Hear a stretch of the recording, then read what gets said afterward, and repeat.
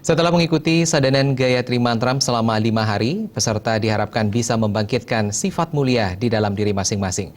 Demikian ungkapkan Prabu Darmayasa kepada puluhan peserta sadanan Gayatri Mantra di Wantilan Gedung Pers Bali Ketut Nada Denpasar.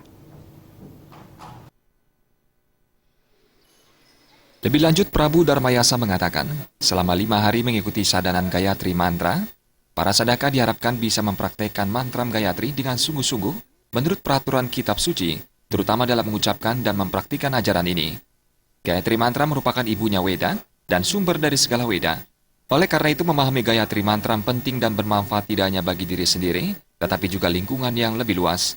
Pemahaman terhadap Gayatri Mantra diharapkan bukan hanya sekedar formalitas beragama, tetapi dipraktekkan lebih jauh, berupa kemampuan memahami diri sendiri dan membangkitkan sifat-sifat mulia.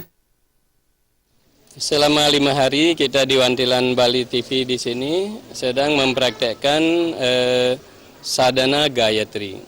Sadhana Gayatri itu artinya kita mempraktekkan mantram Gayatri ini lebih serius, sungguh-sungguh menurut aturan kitab-kitab suci, aturan-aturan suci.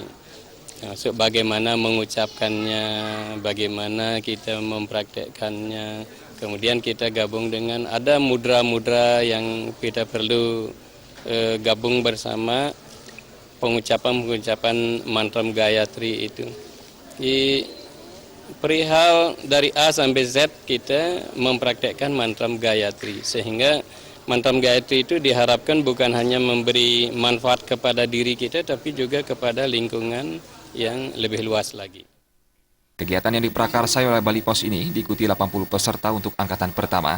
Menurut pimpinan kelompok media Bali Pos, Satria Narada, kegiatan ini merupakan upaya media dalam memberikan pemahaman positif kepada Krama Bali, terutama dalam memahami Gayatri Mantram sehingga bermanfaat bagi umat.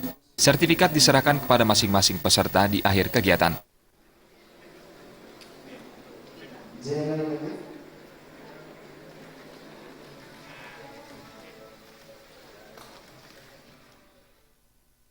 Pratnya Paramita dan Setiawan, Bali TV. Pemirsa, bagi masyarakat Bali, tari topeng bukan sekedar seni.